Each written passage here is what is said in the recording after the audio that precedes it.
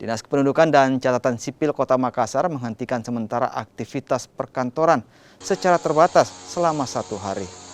Pasca penutupan secara terbatas, sterilisasi berupa penyemprotan disinfektan dilakukan untuk mencegah penyebaran COVID-19 di tengah naiknya kasus COVID-19 saat ini. Pelayanan secara online melalui website di Dukcapil Kota Makassar tetap dilakukan untuk memastikan pelayanan tetap berjalan.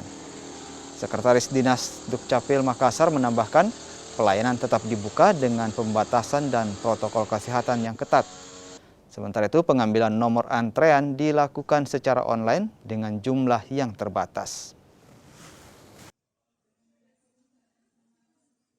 Karena sehubungan dengan ini pandemi, ini kan peristiwa insidentil.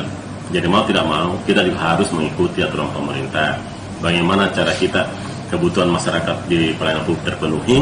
Di satu sisi kita memenuhi juga kewajiban pemerintah untuk membuat kita steril dari pandemi. Nah, jadi solusi yang kita diberikan adalah pertama, seragam untuk penyemprotan disinfektan itu di kompleks perkantoran ini, insya Allah besok Capil, Dinas Kesehatan sama Inspektorat Kota. Jadi kita untuk menghindari hal yang tidak diinginkan, kita liburkan untuk pelayanan. Kita liburkan untuk pelayanan secara tetap muka, tetapi pelayanan secara online tetap jalan. Karena memang kita punya inovasi untuk pelayanan secara online. Ada website kita jalan. Tetapi pekerjaan-pekerjaan administrasi yang diselesaikan oleh staf tetap masuk, tapi ya lihat kondisinya, jangan sampai berkerumun dan sebagainya. Dan tetap memperhatikan